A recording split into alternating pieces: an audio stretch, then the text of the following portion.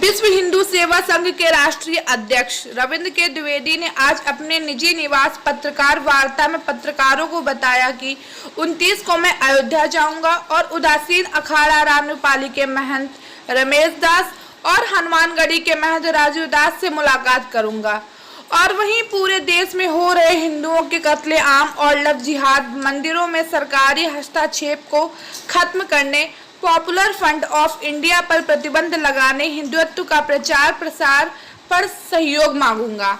मेरी शुरुआत अयोध्या से होगी, उसके बाद देश के सारे अखाड़ा और साधु संतों एवं हिंदू संगठनों से मुलाकात कर एक मंच से कट्टरपंथियों के खिलाफ आवाज उठाई जाएगी।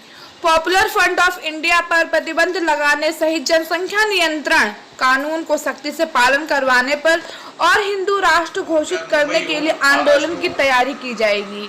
वहाँ तक फैल गए और हमारे उत्तर प्रदेश में भी कुछ ऐसी घटनाएं घटित हो रही हैं, जैसे कांवड़ यात्रा को रोकना। तो अभी हमारा जो मेन मकसद है अयोध्या जाने का, हम पूरे देश के साधु, अयोध्या से शुरुआत करेंगे और पूरे देश के साधु संतों से मिल करके इन विधर्मियों के, इन कट्टरपंथियों के खिलाफ आवाज़ उठाएंगे।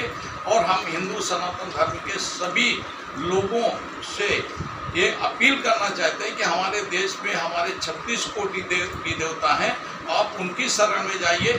इन मलीचों के मज़ारों में जाने से अच्छा, जिस तरीके से अजमेर शरीफ के सूफियों ने वहाँ पे एक मीटिंग रखी, वहाँ पे सभा का आयोजन किया और उसके बाद जिस तरीके से जयपुर में घटना हुई, एक व्यक्ति का गला रिता गया, कन्हैया कुमार का, तो ये बहुत दुखद हुआ है। और उसी तरीके से जिस तरीके से पूरे देश में ऐसी घटनाएं हो रही हैं, हिंदुओं को टारगेट किया जा रहा है, हिंदुओं की हत्याएं हो रही हैं। एक भोपाल में इंजीनियर युवक की हत्या करके उसके बाप को मैसेज डाला जाता है, कर्नाटक में कुल्हाड़ी से काटा जाता है। तो इन सब मुद्दों को लेकर के हम महंतों से मिलेंगे और उनसे चर्चा करेंगे कि आप आइए, समाज को साथ में चल करके ऐसे विधर्मियों का विरोध करने के लिए अपील करेंगे। क्या कहीं युवा घटक तो नहीं किया जिसकी वजह से आज ये पक्षवादी आदमी और गला काटने? ये युवा भटके नहीं है, ये इनकी जो जनसंख्या जहाँ पे 5% से ज़्यादा होती है, वहाँ पे ये घटनाएं आम हो जाती हैं। आप इसका उदाहरण जम्मू कश्मीर से ले लीजिए, और जो नए हैं इसके पहले तो बहुत सारे उदाहरण हैं, मगर हिंदू समाज सुधर नहीं रहा है। अब भी कल क्या संकल्प लेके आप अयोध्या जा रहे हैं? हिंदुस्तान में देखा जाता कि कहीं न कहीं एक यूथ भटक गया, हिंदुओं को टारगेट किया जा रहा है।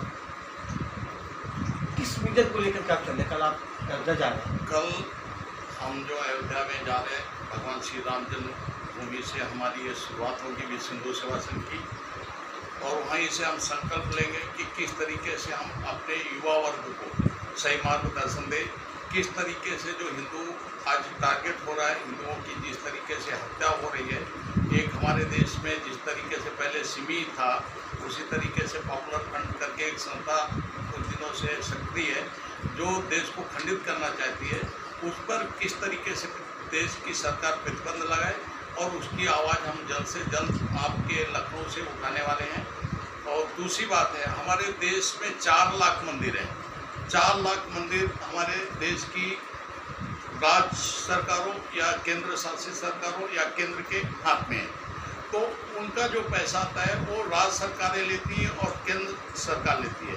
वो पैसा हमारे धर्म के विकास के लिए नहीं होता है, जबकि अन्य धर्मों का जो चर्च है, मजहब है, जो उनके चर्च हैं या मस्जिदें हैं, उनका पैसा उनको इंडिपेंडेंस मिलता है, वो अपने धर्म को विकसित करने के लिए वो पैसा खर्चा करते हैं। मगर हमारे मंदिरों का पैसा सबको विकसित करने के लिए खर्चा किया जाता है। वो पैसा मदरसों में जाता है, वो पैसा हर सब्सिडी में जाता है। तो वो चीज़ें हम किस तरीके से बंद कराएं और हिंदुओं का विकास किस तरीके से हो, युवाओं को किस तरीके से रोजगार मुहैया हो, हमारे देश का हिंदू समाज किस तरीके से जाति व्यवस्था से हट करके राज व्यवस्था से हटकर राष्ट्र व्यवस्था की ओर अग्रसर हो, और जाति का व्यवस्था को ख़त्म करके हम एक शब्द, एक हिंदू एकत्रता के लिए खड़े हों, यही हमारा कल मकसद है। आपका संगठन विश्व कौन सा हिंदू है? सेवा संघ है जो पिछले करीब 10 साल से पूरे देश में कार्य कर रहा है और जगह जगह पे हमारी शाखाएं बनी हुई है, जिसके हम मार्गदर्शक डॉक्टर रामविलास वेदांती जी है, जनरल मेजर बीएन सिंह है और रिटायर्ड जज किशोर गायकवाड़ जिसके सलाहकार हैं, मैं स्वयं उसका राष्ट्रीय अध्यक्ष हूँ और हमारे महंत हमारे प्रदेश के माननीय मुख्यमंत्री श्री योगी आदित्यनाथ जी हमारे संगठन के ये फिल्म आपकी कौन सी रही? बीवी हो तो ऐसी जिसमें हमने सलमान खान को लॉन्च किया। लगभग कितनी फिल्में आपने फिल्म इंडस्ट्री को दी? ये 17 फिल्में बना चुके हैं, 3-4 मराठी बनाई है, एक गुजराती बनाई है, तो यहाँ एक फिल्म बनी है दिव्यापुर नाम है, छोटी सी फिल्म है मगर है अच्छी फिल्म। लखनऊ में यूपी सरकार ने हमें सब्सिडी का लेटर दे दिया, वो कंप्लीट करके हम दूसरी फिल्म बनाने। अच्छा, आजकल फिल्मों में पहले की अपेक्षा अश्लीलता कुछ ज़्यादा दिखाई जा रही है, हिंदू धर्म को टारगेट किया जा रहा है, इसके क्या कहना है? ये बहुत बड़ी साजिश है लोगों की। पहले के जो लोग थे जो साजिश बनाते थे हिंदू धर्म को नीचे करना, आप देखिए कोई मर्डर भी दिखा देंगे, मंदिर में मर्डर हो रहा है, मंदिर में चोर छुप रहे हैं, आप वही बात किसी मस्जिद में नहीं दिखा पाएंगे, एक बलवा हो जाएगा, है ना?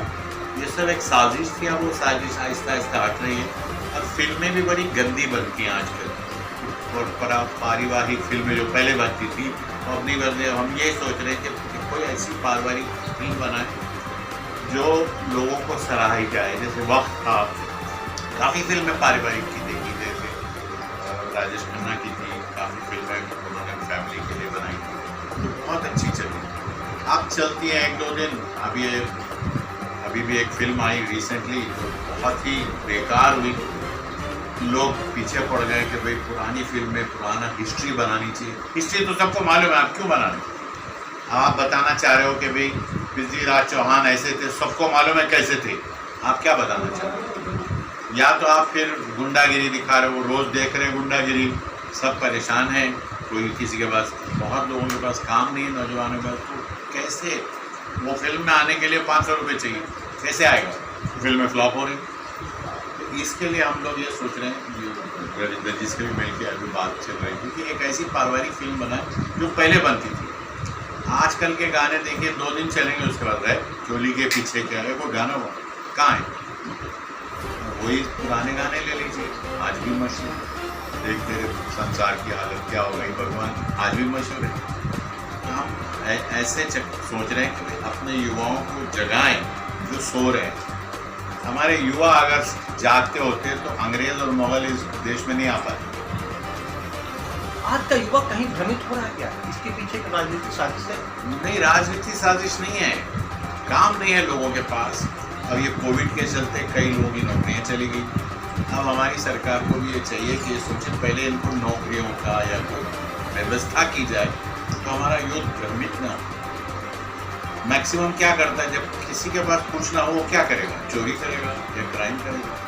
अब उसको हटाने के लिए हम जैसे लोग फिल्में बनाते हैं, मगर वो फिल्में तभी चलेंगी जब यूथ के पास पैसा होएगा, यूथ आएगा थिएटर में तभी तो फिल्म चलेगी। अब उसके पास पैसा ही नहीं है तो फिल्म क्या करेगा आके देखिए, तो फिल्म फ्लॉप भी होगी। ये है कैच 22 सिचुएशन में है और हम चाहते हैं कि भाई हम लोग ऐसी फिल्में बनाएं जिसपे युवा पीढ़ी जो है उनको सराहना मिले कि ये हमारे देश में ऐसा हो सकता है। कहीं न कहीं इतिहास को तोड़ मरोड़ पेश करने की आदत आजकल निर्माता निर्देशकों को हो रही है। सच्चाई दिखाने से डरते क्यों हैं? सच्चाई दिखाने से वो इसलिए डरते हैं कि उनकी फिल्म चलेगी नहीं, फिर वो पैसा नहीं रहेगा उनके पास सच्चाई दिखा के। तो फिल्म इंडस्ट्री पूरी तरीके से बिजनेस हो गया है। पहले एक ज़माने में डेडिकेशन होता था। अभी देखिए एक गाना है, मेरे हुजूर में गाना झनक झनक तोरे बाजे पाए गए, वो रफ़ी साहब के पास ले गए गाना, तो उन्होंने फ़ौरन उस सुनते ही कहा कि ये मन्ना डे जी गाएंगे। वो डेडिकेशन था उनका। आज के किसी गायकार को बोलो ये गाना, हाँ मैं गा दूंगा। ये पैसा कमाने की मशीन हो गई। फिल्म इंडस्ट्री सिर्फ पैसे के लिए बन रही, फिल्में पैसे के लिए बन रही, कोई किसी का सोच नहीं। मैंने एक फिल्म बनाई थी आज़ाद देश के गुलाम, तो मेरे पीछे रेड आ गई। उसमें मैंने दिखाया था कि करप्शन क्या है, वो आप ज़रा सा दिखाइए रेड पड़ जाएगी। आप तो वो निर्माता भी डर रहा है कि यार मैं बिजनेस में करोड़ों रुपए लगा रहा हूँ, अगर मैं सच्चाई दिखाऊंगा तो कल के दिन मेरे को रेट पड़ेगी। तो सरकार को भी चाहिए कि जो अच्छी चीज़ें बन रही हैं उनको सराहना दें, बताएं कि हाँ ये बात सही है। हमारी जितनी भी कहानियाँ हमारे देश की हैं वो गीता की हैं। अगर आप देख लें महाभारत में जो भी कहानी आएगी वो कहानी कोई ना कोई फिल्म से मिलती रहेगी, पुरानी फिल्मों से। आज की फिल्मों में कोई महाभारत या कोई गीता या कोई पुरानी किसी चीज़ से कोई संबंध नहीं होता। आज की फिल्म पता नहीं चलता शुरू कब हुई और कब आज कम हो गई, वो नंगा नचा के पार्ट 3 ये क्या है मतलब? कुछ नहीं है, पार्ट 2 पार्ट 3 फ्लॉप हो रही। पहले बनाते हैं, फिल्म चल जाती है तो सोचते हैं कि भाई दूसरी और तीसरी बनाए तो चल जाएगी, नहीं चलती। अब आगामी फिल्म में क्या प्रयोग करेंगे, कैसी पटकथा लेकर के आप आएंगे, क्या हम चाह रहे हैं कि कोई ऐसी फिल्म बनाए कि जिसमें हमारे युवा पीढ़ी को प्रोत्साहन मिले कि ये ऐसे होता है, फैमिली ऐसी होनी चाहिए। पहले फैमिली में बहुत वैल्यू होती थी, आज वो वैल्यू नहीं है। फैमिली एक दूसरे से कोई बात ही नहीं, कुछ देखो तो व्हाट्सअप हो, मिलन है ही नहीं, बात भी नहीं हो रही फ़ोन पे, खाली व्हाट्सअप पे बात हो रही। तो ये जो कल्चर बाहर का इधर हमारे पास आया हुआ है वो हमारी सभ्यता को बर्बाद कर रहा है, ये मेरा मानना है। अब लोग बोलेंगे टेक्नोलॉजी है, अभी टेक्नोलॉजी है तो उस ज़रूरत पर यूज़ करो ना। हर चीज़ पे आप व्हाट्सअप मार रहे हो। आज खाना कैसे था ये कोई पूछने की बात? कि पारिवारिक रिश्ते टेक्नोलॉजी के आगे खत्म हो गए। दादी की कहानी, नानी की कहानी, ये सब दादी नानी के साथ मिलने का टाइम किधर है उनके पास? आज ही हम डीआईजी साहब के साथ बैठे तो बड़ी अच्छी बात बताए कि बच्चे का सबसे पहला फ्रेंड ग्रैंडफादर है और ग्रैंडफादर का सबसे आखिरी फ्रेंड उसका पोता है। तो वो हमको दिखाना है कि ऐसे ही होना चाहिए। पहले ग्रैंडफादर को बड़ा सम्मान मिलता था, अब तो मैं देखता हूँ ग्रैंडफादर ग्रैंड मदर को लोग अनाथालय में छोड़ देते हैं। बिल्कुल, तो उनके पास टाइम ही नहीं है, उनको अपना कमाना है। ये भूल जाते हैं कि हम भी एक दिन ये चक्कर में आएंगे।